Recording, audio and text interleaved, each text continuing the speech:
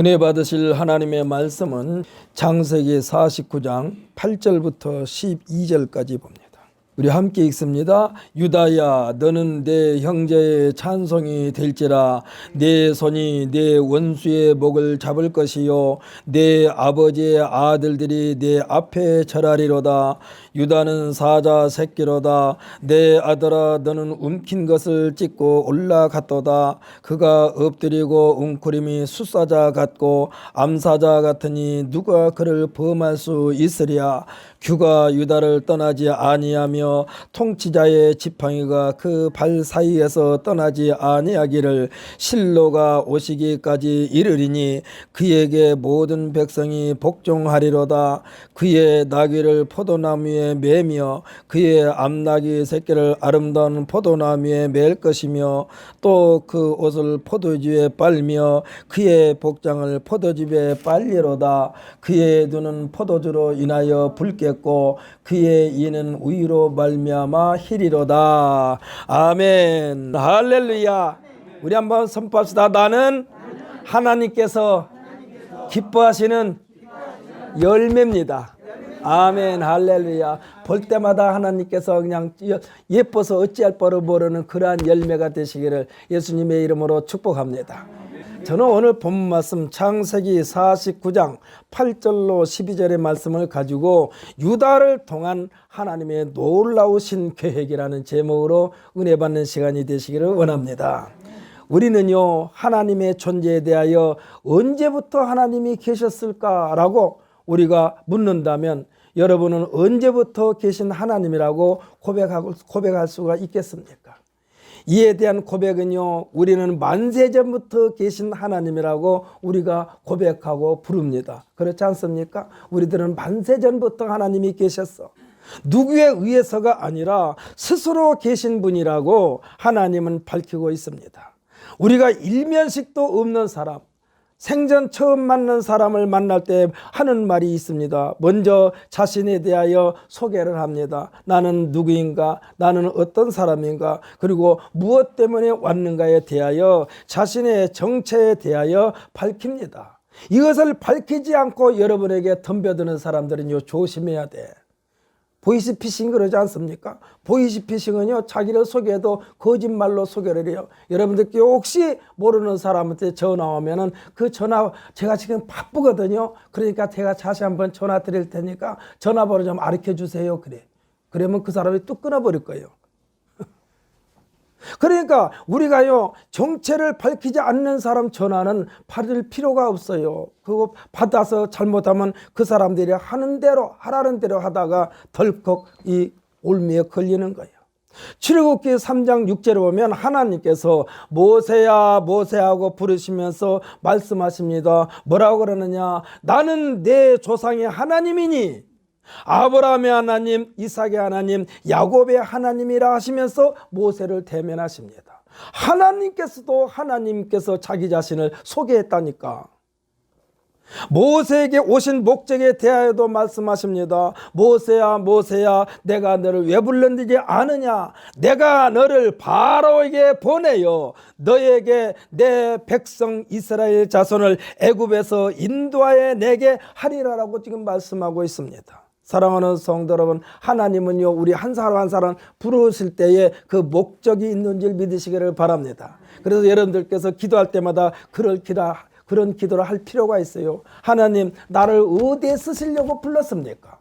나를 어디에 어떻게 사용하시려고 부르셨습니까? 분명히 우리는 하나님께서 쓰시기 위하여 불렀다니까. 할렐루야. 여러분들 시장에서 아무거나 사오는 게 아니잖아요. 꼭 필요해서 사오는 거예요. 하나님이 우리를 그렇게 택하셨다는 사실을 믿으시기를 바랍니다.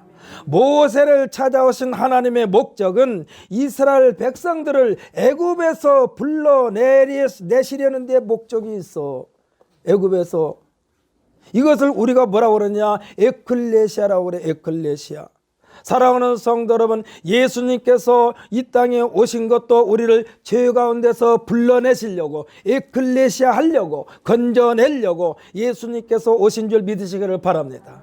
예수님께서 오셔가지고 하시는 모든 일을 다 마치고 난 뒤에 다시 승천하셔서 하나님 우편에 앉아 계시면서 우리에게 보내주셨는데, 그 보내심을 받은 자가 누구냐? 성령님이요. 성령님은요, 우리에게 보내셨고, 성령님의 목적은 우리를 죄 가운데서 불러내리시려는데 목적이 있어요. 에클레시아기 위하여. 오늘 이 시간에도 예배의 장소를 우리들을 성령께서 에클레시아 하여 주신 줄 믿으시기를 바랍니다.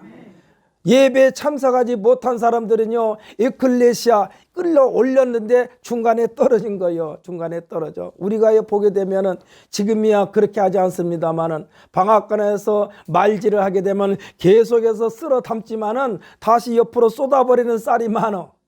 여러분들은 쏟아버림을 받지 않냐고 그 말 속에 들어있어 가지고 오늘 예배 장소까지 인도하여 주신 줄 믿으시기를 예수님의 이름으로 축복합니다.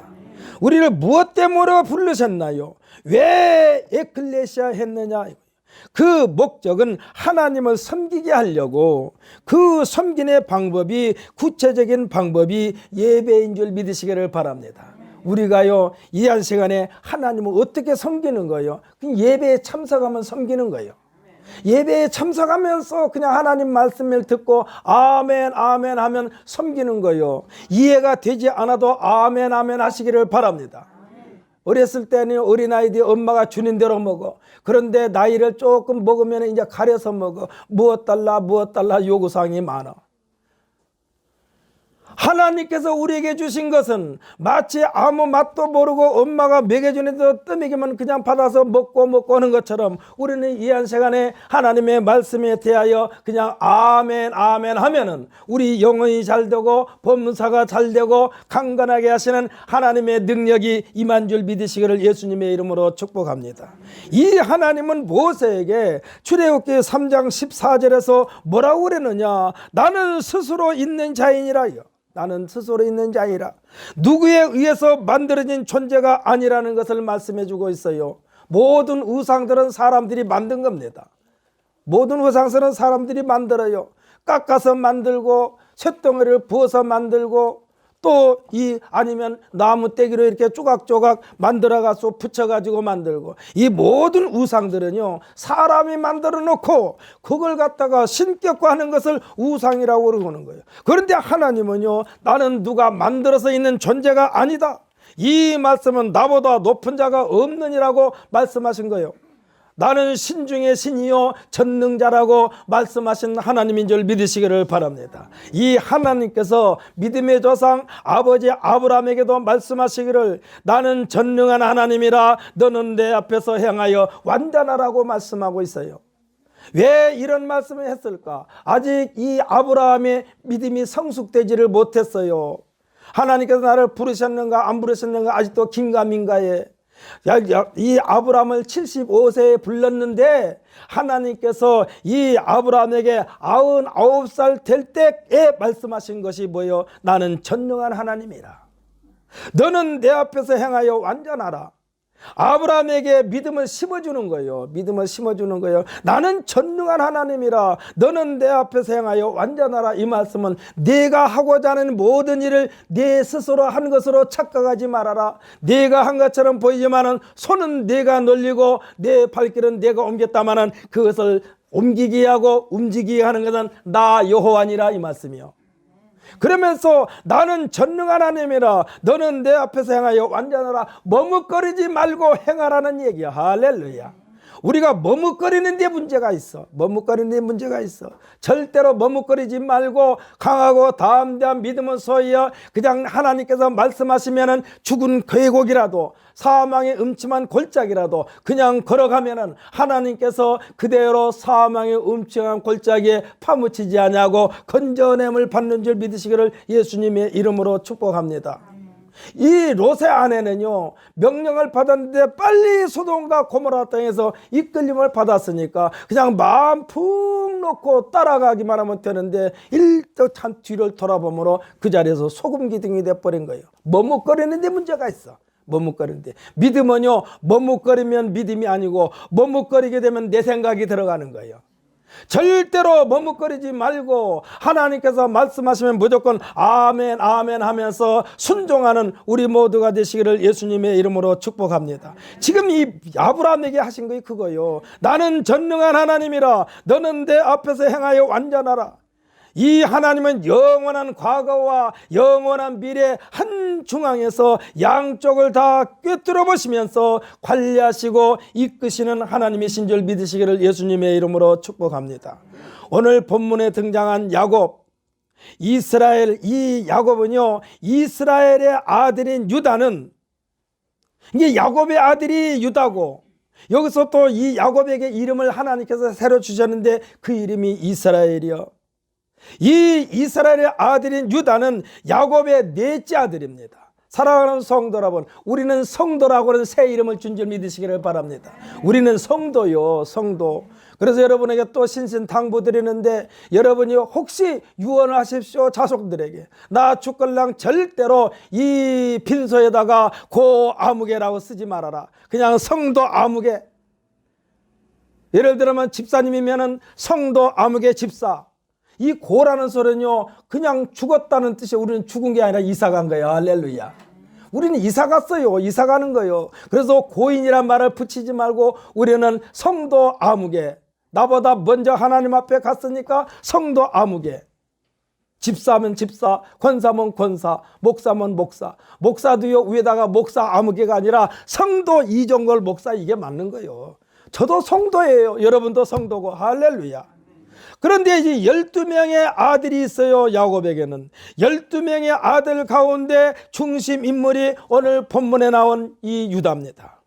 성경에 보면은요, 야곱으로부터 가장 사랑을 많이 받았고 이스라엘의 중심 인물을 꼽는다면 당연히 요셉입니다. 근데 요셉이 요셉으로서의 역할을 하게 하는데 앞장섰던 사람이 유다요. 요셉은 12명 아들 가운데 11번째입니다. 야곱의 일생을 통하여 가장 사랑한 아내가 라헬이요. 이 라헬의 소생이 요셉과 베냐민인데 요셉을요 특별히 사랑했어요. 자기가 사랑했던 여인에게 난 아들이기 때문에 사랑했어. 옷도 꼭 특별하게 입혔어요. 성경에 보면 채색 옷을 입혔다고 그랬어. 야곱에게는 4명의 아내가 있었습니다. 야곱이 일찍이 마음에 정해놓고 있었던 여인은 라헬이란 여인이요. 이 라헬을 아내로 맞이하기 위하여 온갖 정성과 희생을 다 쏟아 부으면서 얻은 아내가 라헬이요. 라헬은요, 이 라헬보다 위에 언니가 레아인데, 이 레아는 우리가 성경에는 구체적으로 설명이 안 되어 있습니다만은 라헬에 비하여 훨씬 뒤떨어진 인물인 것 같아. 머리가 똑똑한 것만은 사실이요. 그런데 얼굴이 예쁘지는 않은 것 같아. 많은 사람들로부터 호감을 주는 그러한 얼굴은 아닌 것 같아. 그러한 인품은 아닌 것 같아. 그래서 이 야곱이 이 라헬을 아내로 맞이하기 위하여 이 온갖 수단과 방법을 다 동원하여 희생해서 얻은 여인이 라헬이야. 야곱의 장인이고 외삼촌이 라반. 이 라반은 전형적인 악덕 기업주입니다. 악덕 기업주요. 성경에 기록된 데 보면은 야곱의 노동력을 착취하기 위하여 자신의 딸들을 희생 제물로 사용한 거요. 그래가지고 라헬을 얻기 위하여 이 야곱이 라반에게 약속을 합니다. 이렇게 해서 내가 7년 동안 당신한테 열심히 일할 테니까 이 딸을 나에게 주소서. 그렇게 하라. 라헬을 주소서. 그래, 그렇게 하자.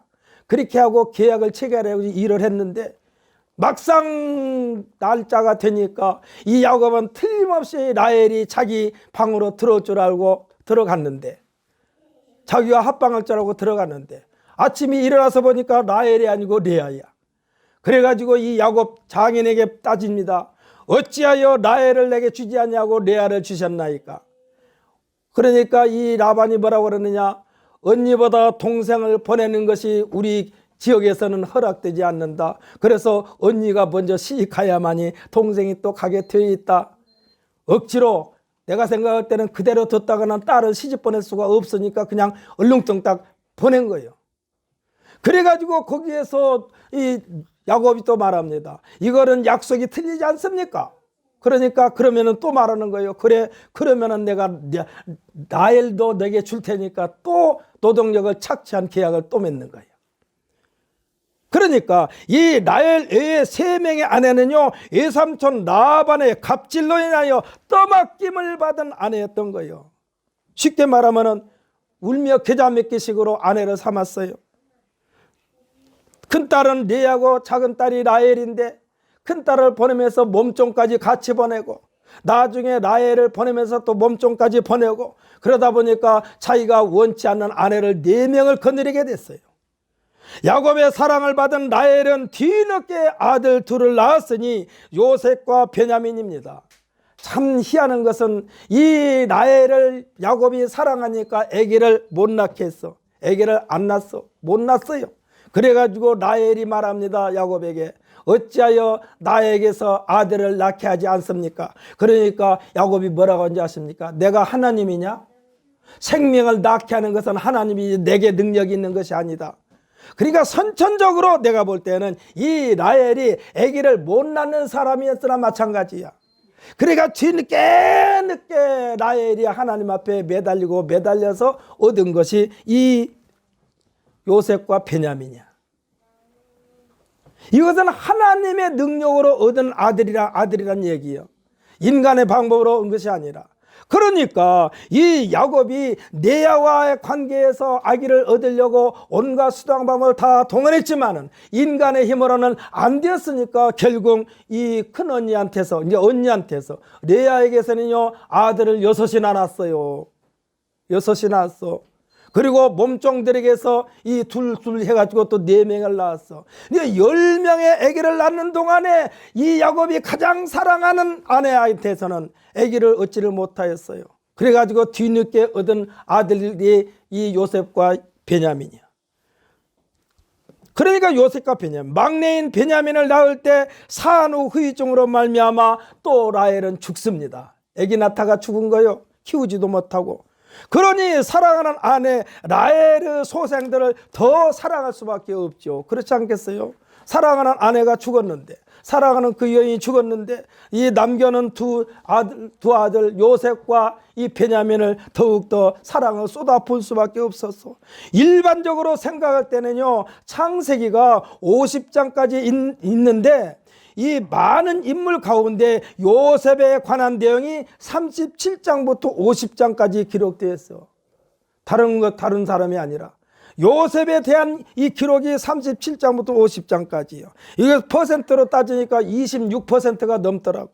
이게 창세기의 26%가 요셉에 관한 이야기야. 그리고 이 야곱이 요셉에게 장자의 권한까지 생각하면서 요셉을 축복한 것을 보게 됩니다. 분명히 12형제 가운데 11번째인 요셉이 중심인물이 되었고 그로 말미암아 이스라엘의 민족의 명맥을 유지한 거예요. 야곱은 그가 진정으로 사랑한 라헬의 소생인 요셉이 11번째 아들임에도 불구하고 그를 통한 대업을 유지하게 했던 것입니다. 여기까지 여러 가지 조건을 제시하면서 첫째 장자인 루벤과 둘째 시므온과 셋째 레위까지, 그러니까 이렇게 해서 10명의 자식들을 다 건너뛰면서 장자에게 가야 할 분깃을 요셉에게 준 거예요. 하지만 하나님께서는요 이스라엘인 이 야곱과는 다르게 넷째인 유다로 말미암아 이스라엘 민족의 중심축을 이루게 하셨던 것입니다. 이것이 하나님의 방법이요. 인간의 방법으로 아무리 동원해서 장자의 권한을 요셉에게 줬지만은 그러나 하나님은 유다를 통해서 이스라엘의 명맥을 이어가게 했던 거예요. 그러니까 이스라엘 민족을 우리가 유대인이라고 부르지 않습니까? 이 유대인이라고 부른 것도 이 유다의 이름을 따서 유대인이라고 부른 거예요. 하나님께서 역사하신 것입니다. 유다의 어머니이면서 이스라엘 야곱이 조강지처, 법적으로는 본처가 레아예요. 그래가지고 이 사랑했던 라헬이 죽을 때는요 이 지나가는, 요즘 말로 말하면 그냥 공동묘지다 이렇게 장사를 치는 것 같아. 그런데 레아는 조상 대대로 묘가 있는 그 선산에다가 이 레아를 장사를 지냅니다. 야곱이. 실제적으로는, 법적으로는 조강지차가 이래야 레아야. 그래서 야곱에게는요, 이 레아가 그냥 의무적인 아내였어요. 법적인 아내였어요. 이 아내인 레아가 야곱으로부터 사랑과 관심을 받기 위하여 부단히 노력을 합니다. 그래서 자식을 6이나 낳았다니까, 아들을. 그의 마음을 돌리는데 성공하지 못했어요. 자식을 그렇게 많이 낳았는데도. 넷째인 유다를 낳고는, 오늘 본문의 주인공이 유다입니다. 이 넷째인 유다를 낳고는 그가 어떻게 하느냐, 그 마음을 비운 장면이 나옵니다. 뭐라고 그랬느냐, 뭐라고 고백했느냐, 내가 이제는 여호와를 찬송하리로다 하면서 지은 이름이 유다요. 이게 유다야 유다야 부를 때마다 나는 여호와를 찬송하리로다, 나는 여호와를 찬송하리로다 이렇게 부른 거예요. 저도요, 아들 낳고 이름을 주영이라고 해줬어요. 본인이 받아들이든 안 받아들이든 주님께 영광 돌리게 하옵소서 해가지고 주영이요. 그래서 주영아 주영아 부를 때마다 너는 하나님께 영광 돌리는 인물이다. 영광 돌리는 인물이다.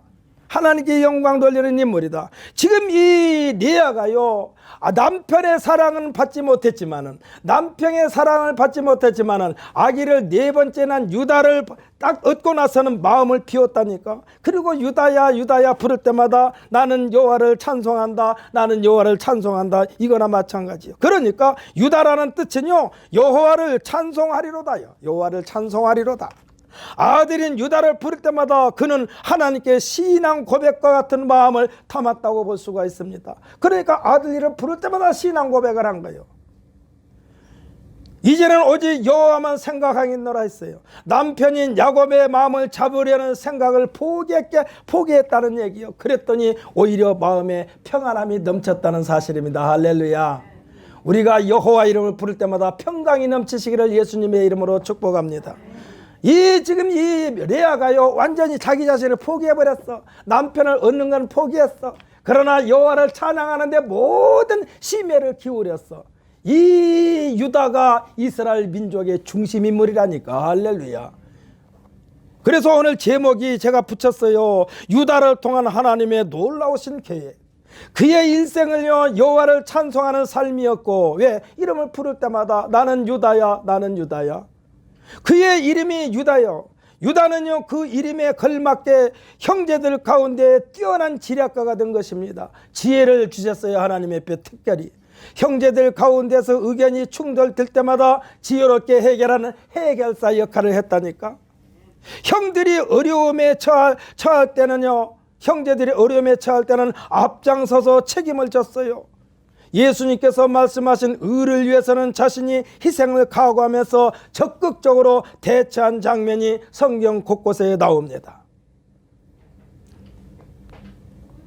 이 모든 일에 하나님께서 개입하셨지만 유다의 이와 같은 행위에 대하여 하나님께서 눈여겨보셨던 거예요. 계획은 세웠지만 저놈이 육신의 정력에 끌려서 내가 원하는 일을 하지 않고 엉뚱한 길로 가지 아니할까 했지만은 하나님의 기대에 어긋나지 않고 꼭 하나님께서 기뻐하신 일을 했던 거예요, 유다가. 그래가지고 유다를 볼 때마다 아마 하나님께서 기뻐하셨을 거예요. 사랑하는 성도 여러분, 그렇다고 해서 유다의 모든 일이 하나님께서 기뻐하시는 삶은 아니었어요. 왜냐하면 아버지인 야곱이 자기 친어머니인 레아보다는 라헬을 더 사랑했고, 자신의 친형제보다는 라헬의 소생인 요셉과 베냐민을 편애할 때마다 이것을 표현하지는 않았습니다만 이를 악물고 곱씹었어요. 그래서 이제 유다는요, 아버지 곁을 얼마 동안 떠나 있으면서 객지 생활을 했어요. 그렇다 보니까 이방 여자와 결혼을 했습니다. 3명의 아들을 낳았습니다. 큰아들이 이제 장가갈 때가 되어가지고 며느리를 얻는데 이 며느리마저도 이방 여자요. 그 여자 이름이 다말이요. 그러는데 하나님께서 원치 않는 방법으로 지금 유다가 행동을 하니까 큰아들이 결혼하자마자 죽어버립니다. 결혼해서 죽어버렸어. 하고 대를 잇기 위하여 이스라엘에서는요, 큰 아들이 자식을 낳지 못하고 죽었다. 그 며느리가 소생이 없다. 그러면 그 며느리를 작은 아들한테 다시 또 연결시키는, 말하자면 풍습이 있었어요. 그래가지고 유다가 이제 둘째 아들과 또 합방하게 됩니다. 근데 둘째 아들이 아버지께서 원하는 그러한 모습으로 행동하지 않으니까 하나님께서 보시기에 악을 행함으로 이 동생 둘째마저도 죽습니다. 그리고 이제 세 번째 애가 있는데 얘는 너무나 어리다 보니까 흔히 속된 말로 말하면 남자의 역할을 할 수가 없었기 때문에 이 유다가 며느리를 친정으로 가서 거기서 기다리게 합니다. 여기서 기다리긴다는 뭐예요? 자기 아들이 성장할 때까지 그냥 친정에 가 있으라 그런 거예요. 그래 친정으로 떠밀려간 이 다말이 삶이 어떻겠습니까? 비참하죠. 한마디로 말해서 시집 갔는데 그쪽에 대를 이어주지 못했으니까 요즘 우리나라 속담으로 우리나라에 내려오는 속담으로 하면 그 속박당하는 거죠. 속박당하는 거나 마찬가지예요. 그래서 친정에 와서 사는 거예요. 이때 유다가 또 아내가 죽습니다. 근데 이 무렵에 이제 말하자면 유다의 아내가 죽어요. 쉽게 말하면 이 다말의 시어머니가 죽어요. 근데 시어머니가 죽을 때에 유다는요, 이 육체적으로는 아주 왕성할 때 죽었어.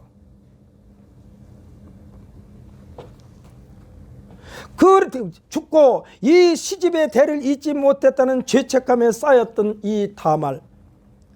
그런데요, 시아버지가 일하러 다니는 그 길목에서 어떻게 해야만이 시집의 대를 이을까 골똘히 생각하다가 이 다말이 어떤 모습으로 변장하느냐, 기생 모습으로 변장합니다.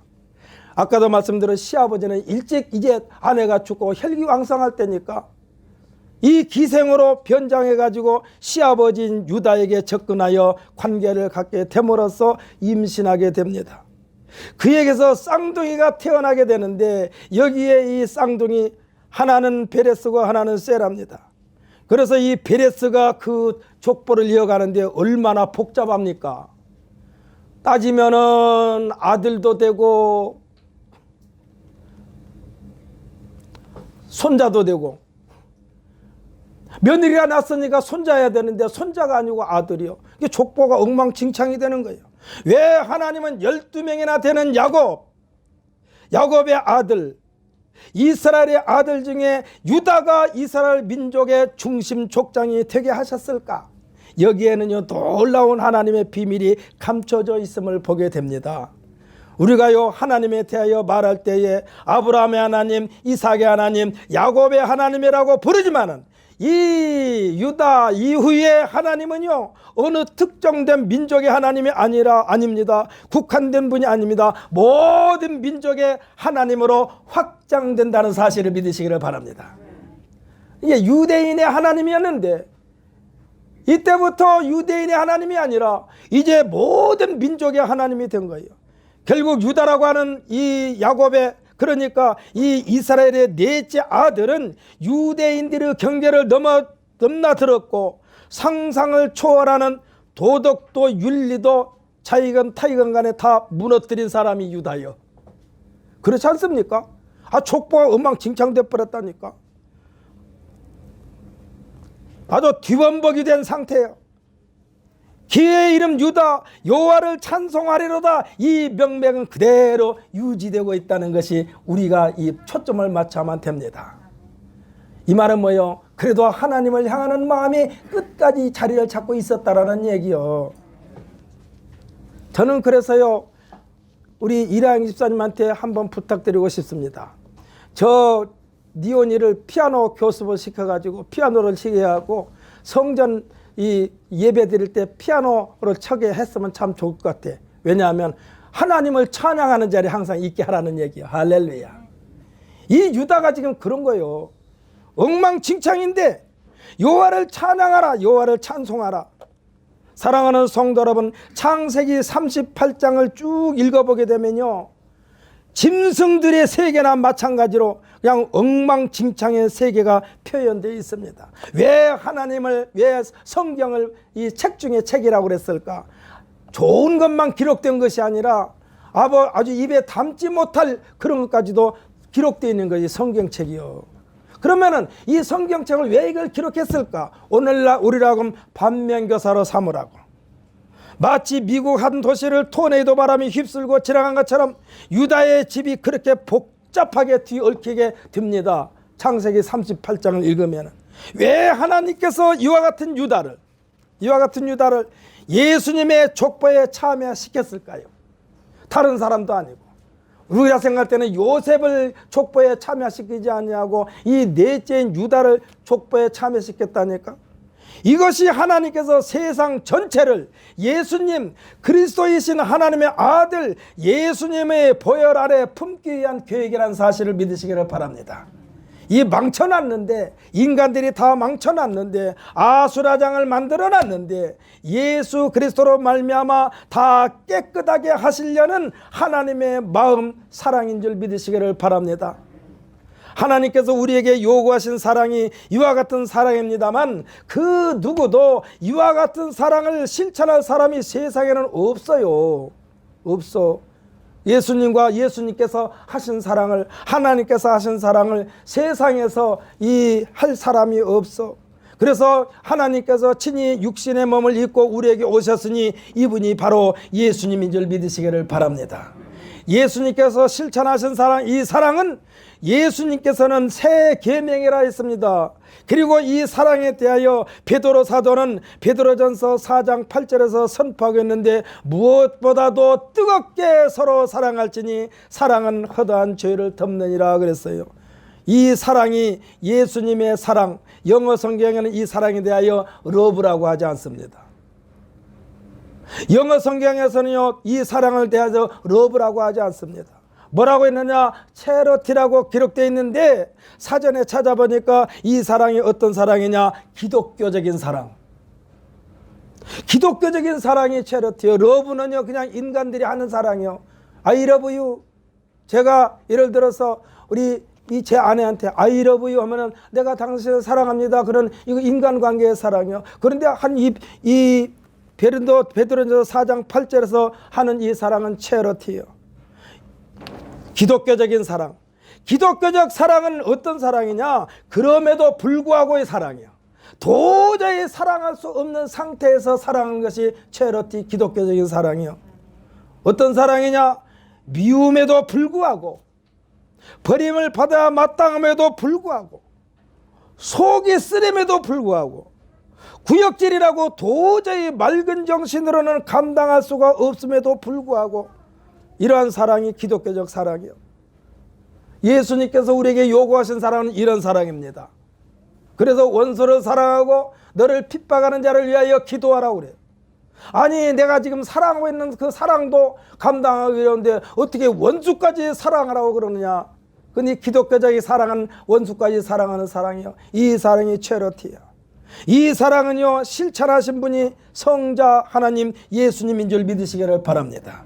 오늘 본문의 주인공 유다가 공적으로는 대단한 역량을 발휘하여 민족의 중심 인물이지만 사적으로는요 조금 전에 나열한 너무나 생각조차 하기 싫은 불구하고의 사람이요. 오늘날 우리들이 이와 같은 불구하고의 삶 속에 푹 젖어 살아왔어요. 우리들은 예수님 앞에 나가 이래같이 죄를 많이 지었습니다. 죄를 지었습니다. 이것도 죄고 저것도 죄고 내가 생각한 것도 죄고 행동하는 것도 죄였고 내가 말하는 것도 죄였습니다 하면서 고백할 수밖에 없어. 왜냐하면 예수님의 가슴에는요 이와 같이 불구하고의 우리의 모든 모습을 깨끗하게 하실 수 있는 능력의 소유자가 예수님이심을 믿으시기를 바랍니다. 이것을 그대로 인생의 보따리 속에 감춰놓고 살려니까 수고하고 무거운 짐이 된 거예요. 오늘 우리가 읽은 본문 내용은 아버지인 야곱이 목회자의 입장으로 이 권세로 아들 유다에게 축복한 내용입니다. 이스라엘이라는 이름으로 축복한 거예요. 야곱이란 이름은 육체적인 이름입니다. 근데 이스라엘이라는 이름은 영적으로 하나님의 사명을 감당하는 이름이 이스라엘이요. 그 이름이 야곱이 이스라엘의 입장으로, 쉽게 말하면 이종거리가요 제 아들에게 안수할 때에 아버지 입장이 아니라 목사의 입장으로 안수한 거란 말이에요. 지금 이 이스라엘은요 자기 아들 유다에게 축복하는데 어떻게 축복했느냐, 목회자의 입장으로 축복한 거예요. 이 유다는 아버지 목회자 이스라엘에게 주어진 권세로 축복을 받은 대로 자신의 후손 중에서 이스라엘을 다스리는 왕이 계속해서 나옵니다. 요셉의 아들이 아니요, 요셉의 자손이 아니요, 다 유다의 자손이요, 다 유다의 자손 쪽에서 이스라엘 민족의 지도자가 나옵니다.